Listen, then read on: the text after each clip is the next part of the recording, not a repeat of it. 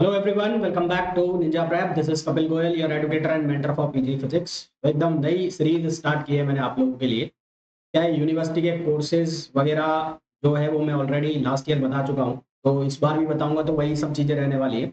वो वीडियो जो चैनल है उसके ऊपर पड़े भी हैं, आप जाके वो सब देख सकते हैं। तो इस बार हम क्या करने वाले हैं, कुछ नया करने वाले हैं। जितनी भी यूनिवर्सिटीज़ हैं जो पॉसिबल हैं, जहाँ जहाँ पर स्टूडेंट्स हैं, लास्ट ईयर जो सेलेक्ट हुए थे मेरे स्टूडेंट्स, जो जिस यूनिवर्सिटीज़ में हैं, तो उनसे मैं कांटेक्ट कर रहा हूँ और वो अपने रिव्यूज़ दे रहे हैं अपने जो यूनिवर्सिटी है उसके आउट, जिससे आपको एडमिशन लेने में, जब भी आपका यूनिवर्सिटी में एडमिशन होगा सीयूईटी पीजी काउंसलिंग के बाद, तो आपको उस यूनिवर्सिटी में एडमिशन लेने में हेल्प मिल सके। उनके रिव्यूज़ के अकॉर्डिंग आप प्लान कर सकें कि आपको यहाँ पर एडमिशन लेना चाहिए या नहीं लेना चाहिए। तो इस सीरीज़ में सबसे पहले मैं एनएसयूटी दिल्ली, यानी कि Netaji Subhash Chandra university of technology Delhi का रिव्यू आप लोगों के साथ शेयर करने वाला हूँ।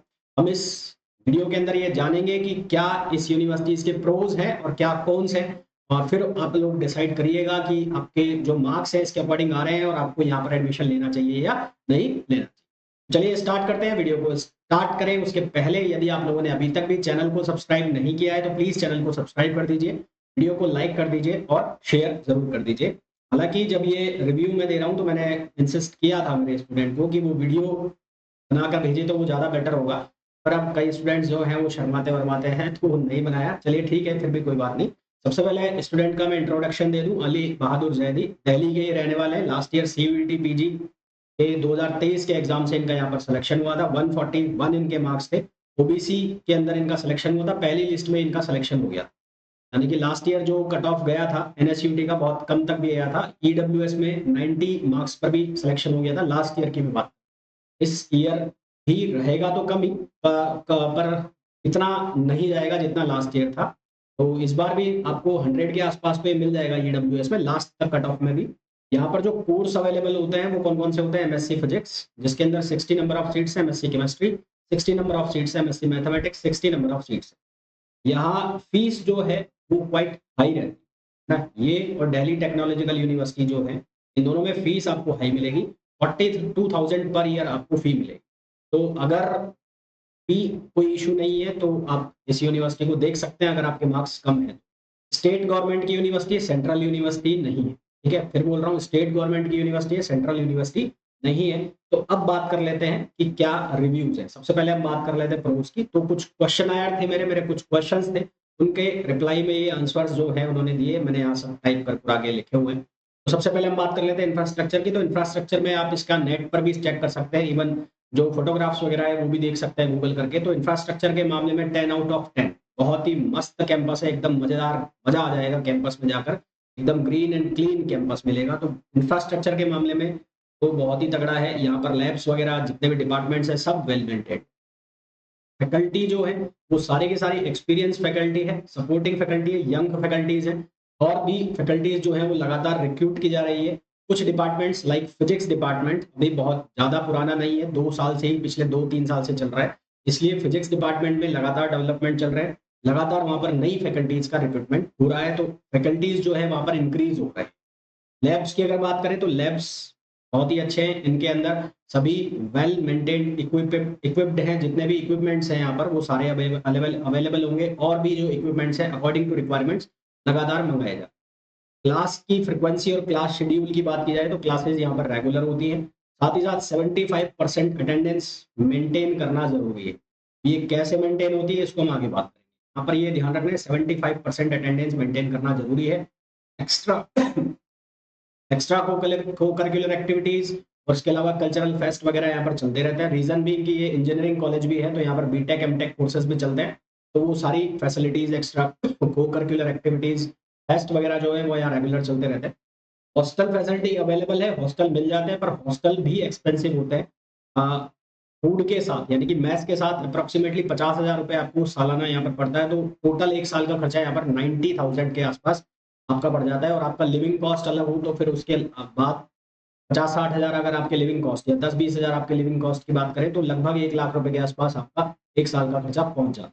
तो एक थोड़ा-सा ऐसा कंपोनेंट है जो आपको देखना पड़ेगा। क्योंकि यहाँ पर हॉस्टल फैसिलिटी महँगी है, तो ज़्यादातर जो स्टूडेंट्स हैं, वो लगभग सारे के सारे जो बाहर जो पीजी बने हुए हैं, यूनिवर्सिटी के बाहर जो पीजी बने हुए हैं, वहाँ पर रहते हैं जो एमएससी वाले हैं। हॉस्टल हालाँकि मिल जाता है, पर हॉस्टल कॉस्टली पड़ रहा है, इसलिए वो थोड़ा बाहर है।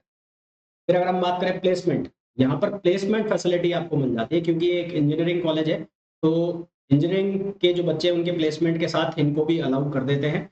हाँ, स्किल बेस्ड प्लेसमेंट है, मतलब अगर आपके पास रिक्वायर्ड स्किल है, जैसे कि इंजीनियरिंग का बच्चा है, जब वो प्लेसमेंट में बैठ रहा है, तो कोडिंग वगैरह की जो रिक्वायरमेंट रहती है, अगर वो आपको आती है तो आप भी उनके साथ-साथ प्लेस्ड हो जाते हैं। तो एज़ सच नहीं है कि फिज़िक्स का प्लेसमेंट आएगा, केमिस्ट्री का प्लेसमेंट आएगा, मैथ्स का प्लेसमेंट आएगा, ऐसा कोई चक्कर नहीं है। इंजीनियरिंग वाले बच्चों के साथ आपको अलाउ किया जाएगा, तो अगर आपको वो पर्टिकुलर सॉफ्टवेयर की नॉलेज है या जो डिमांडिंग स्किल्स हैं उनकी नॉलेज है, तो आपका प्लेसमेंट हो जाएगा। बात कर लेते हैं यहाँ पर कॉन्स, मतलब क्या-क्या यहाँ पर प्रॉब्लम्स आ सकती है अगर आप यहाँ पर एडमिशन लेते हैं। तो अगर आपके किसी भी सेमेस्टर में बैक लग जाती है, बैक एग्ज़ाम के लिए ₹7000 आपको देने होंगे। बैक पेपर की जो फीस है वो ₹7000 पड़ती है, व्हिच इज़ अगेन कॉस्टली। तो ये 75% अटेंडेंस का चक्कर है, ये स्ट्रिक्टली फॉलो होता है। यानी कि अगर आपकी अटेंडेंस 74.99% भी है, 74.99% भी है, तो भी आपको डिबार कर देंगे, आपको एग्ज़ाम में नहीं बैठने देंगे। ये यहाँ पर मेंटेन करना बहुत ज़रूरी है। फिर जो अटेंडेंस होती है वो ऐप बेस्ड अटेंडेंस है, जो कि डेली अपडेट होती है। यानी कि आपकी जो अटेंडेंस है वो ऐप के ऊपर होगी। तो एक बार वो ऐप में एंट्री हो गई, फिर उसको आप चेंज नहीं कर सकते, वो लॉक हो जाती है।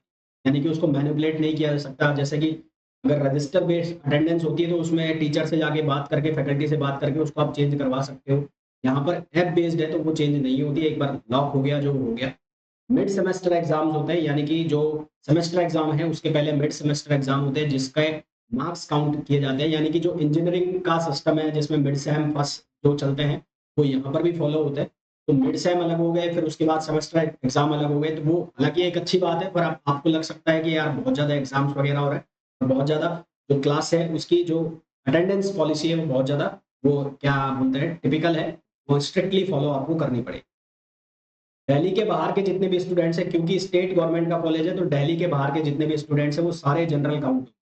यानी कि अगर दिल्ली के बाहर से आप जा रहे हैं, आपको एससी, एसटी, ओबीसी किसी से भी है तो आप जनरल काउंट होंगे, एक्सक्लूडिंग ईडब्ल्यूएस। ईडब्ल्यूएस में अगर आप हैं तो आपको ईडब्ल्यूएस में ही काउंट किया जाएगा, और उसके अलावा जितने भी हैं सारे के सारे किसमें काउंट होंगे, जनरल। लास्ट ईयर 400 में से ये 90 मार्क्स पर भी मिल गया ईडब्ल्यूएस ईडब्ल्यूएस में। और उसके अलावा अगर हम बात करें ओबीसी में, तो ओबीसी में ये 115 नंबर तक भी मिला, लास्ट ईयर की बात करें। इस बार भी मैंने जब आपको बताया था कि ये इस बार भी आपको मिल जाएगा, 100 टू 120 की रेंज में आपको ईज़िली मिल जाएगा, और ईडब्ल्यूएस में ये आपको करीबन 70-80 नंबर 80 मार्क्स के आसपास भी ये मिल जाना चाहिए। उससे कम भी हो तो ट्राई कर सकते हैं। 3 से 4 राउंड काउंसलिंग तक ये जाता है, और फीस थोड़ा-सा कॉस्टली है, यानी कि अगर आप 2 साल यहाँ करते हैं और आपके खुद के एक्सपेंसेस भी ज़्यादा हैं, तो 2 लाख रुपए से भी ऊपर जा सकता है। पर ओवरऑल अगर बात करें तो वैल्यू फॉर मनी है, यानी कि जो भी आपको यहाँ पर फैसिलिटी मिल रही है, वो वेल एंड गुड है। हाँ, ये वाली जो चीज़ें हैं, ये अच्छी भी कह सकते हैं और इनको बेकार भी कह सकते हैं। मतलब कि अटेंडेंस मेंटेन करवा रहे हैं, तो वो एक अच्छी बात भी है, और अगर आपको नहीं जाना है कॉलेज, तो फिर आपके लिए बेकार बात है। तो it is all about NSUT Delhi. I hope कि ये जो रिव्यू है, ये आपको एडमिशन का डिसीज़न लेने में हेल्प करेंगे कि आपको यहाँ पर एडमिशन लेना चाहिए या नहीं लेना चाहिए। तो ऐसे ही रेगुलर वीडियोज़ को देखने के लिए सेंट्रल यूनिवर्सिटीज़ के और जितने भी सीयूईटी पीजी के अंदर यूनिवर्सिटीज़ हैं, ऐसे ही उनके वीडियोज़, रिव्यूज़ देखने के लिए इस चैनल को अब तक सब्सक्राइब नहीं किया है, प्लीज़ चैनल को सब्सक्राइब कर लीजिए, वीडियो को लाइक कर लीजिए और शेयर ज़रूर करें।